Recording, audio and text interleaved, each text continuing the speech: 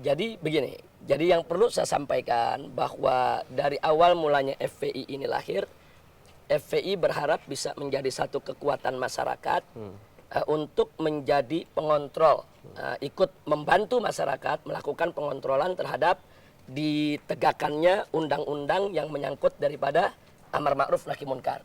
Karena kita mesti jujur, sebetulnya perundang-undangan di Indonesia ini secara umum sudah cukup baik.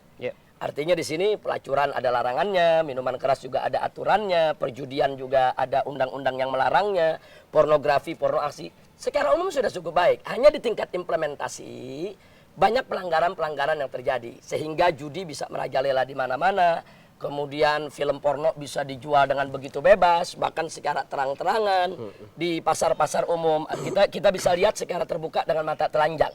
Nah, sehingga di sini FPI melihat bahwa perlu ada satu kontrol dari masyarakat yang kuat. Bagaimana undang-undang yang sudah bagus ini ditegakkan.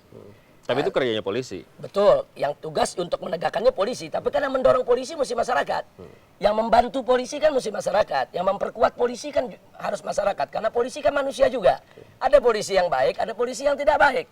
Nah, kalau polisi yang baik, no problem. Undang-undang tadi dikerjakan, ditegakkan secara baik-baik. Nah, adapun soal adanya Laskar FPI, pimpinan FPI yang kadang-kadang harus berulang kali menghadapi kasus hukum, saya pikir ini bukan persoalan dia salah atau benar, karena kan kita punya pandangan berbeda. Menurut hukum negara kami salah, tapi menurut hukum agama yang kami yakini kami tidak salah. Ini ada perbedaan paradigma, ada perbedaan pandangan. Nah, kami hormati pemerintah yang ingin menegakkan hukumnya, dan kami tetap berkeyakinan berpegang kepada hukum yang selama ini kami yakini sebagai umat Islam. Saya rasa semua warga masyarakat yang baik sepakat dengan itu. Masalahnya kemudian adalah apakah harus dilakukan dengan tindakan yang konkret. Konkret itu maksudnya kayak misalnya kalau ada polisi yang nggak benar sudah ada Kompolnas. Kalau misalnya Kompolnas tidak ada komisi di DPR yang menangani hal itu, atau lapor sama pemimpinnya misalnya begitu. Itu kan bisa dilakukan. Kalau ada pelanggaran, itu kan teorinya. Nah, teorinya kan idealnya begitu. Artinya polisi nggak benar ada Kompolnas, ya kan? Kita lapor polisi nggak dilayani bisa di kejaksaan dan seterusnya dan terus-terusan. Ini kan teori indah betul ini. Tapi kita lihat praktik di lapangan tidak seperti itu. Nah, muncul pertanyaan sekarang. Bagaimana kalau penjahat dengan pejabat berkolusi? Atau berkolaborasi, apa yang harus dilakukan oleh masyarakat? Nah, itu juga jadi pertanyaan masyarakat. Nah, ini jadi fakta, sebab kalau pejabat sudah berkolaborasi dengan penjahat, maka kejahatan si penjahat pada saat kita laporkan ke penegak hukum pejabat nggak ada artinya, karena kejahatan mereka itu dilindungi. Nah, ini yang kita mau pecahkan.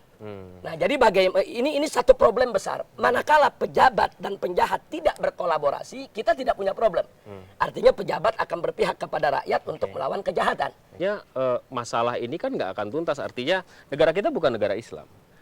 Hukumnya juga bukan hukum Islam. Sementara FPI meyakini bahwa yang harus dikemukakan adalah hukum Islam, yang harus diindahkan adalah hukum Islam. Ketika itu berbenturan, berbeda satu sama lain interpretasinya, maka akan dipilih, ya akan ngulang-ngulang terus dong berarti. Akan Jadi ada begini, kejadian-kejadian yang sama terus. Saya ingin garis bawahi, saya sepakat Indonesia bukan negara Islam.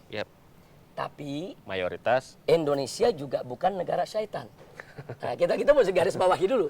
Jangan nanti ada konotasi Indonesia bukan negara Islam, berarti Indonesia boleh seenaknya begitu untuk melanggar hukum-hukum agama. Karena ada 3 landasan hukum yang diakui oleh negara.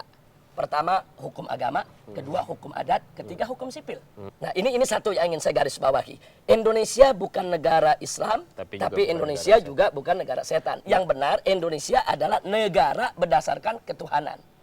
Nah, sekarang kalau kita bicara ketuhanan, apakah korupsi itu sesuai dengan nilai-nilai luhur ketuhanan? Nah, saya mau ke arah situ tuh. Pertanyaan saya adalah, ada yang menyatakan begini, ini FPI miras dilawan, pelacuran dilawan, kemudian misalnya aliran yang sesat lagi menyesatkan dilawan.